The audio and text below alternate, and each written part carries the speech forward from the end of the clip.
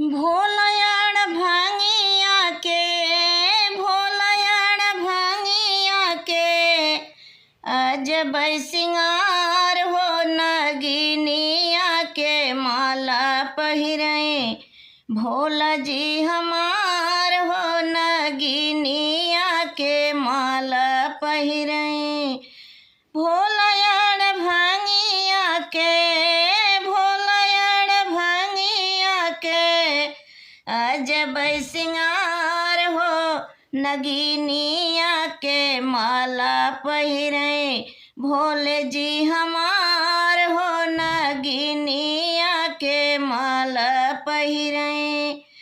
भोले जी के माथावा पे दुई जिया के चांदवा हो, दुई जिया के चांदवा हो, दुई जिया के चांदवा। जटवा से बहे उनके, जटवा से बहे उनके, गंगा जी के धार हो नगिनिया के माला पहिरे। भोला जी हमार हो नगिनिया के माला पहिरे। भोले जी के हथवा में त्रिशूल डमरुआ, त्रिशूल डमरुआ हो, त्रिशूल डमरुआ।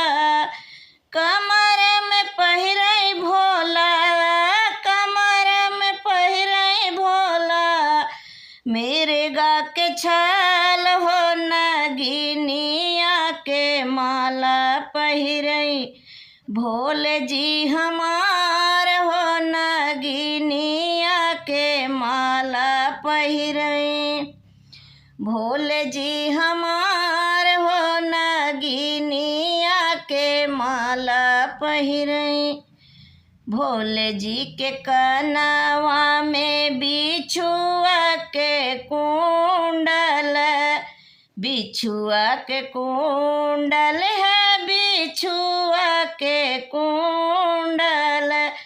गरवा में पहिरे भोला, गरवा में पहिरे भोला, सपवा के हार हो नगिनिया के माला पहिरे। भोले जी हमार हो नगिनिया के माला पहिरे। भोलयाण भांगिया के, अजब सिंगार हो नगिनिया के माला पहिरे। भोले जी हमार हो नगिनिया के माला पहिरे।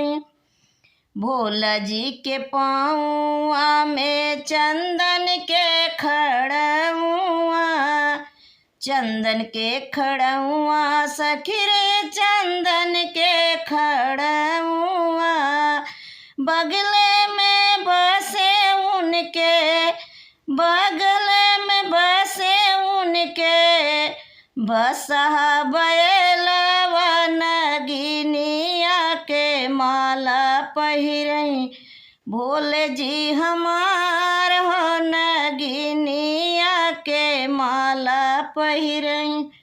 संगवा में पार्वती मैया है हमारी, संगवा में पार्वती मैया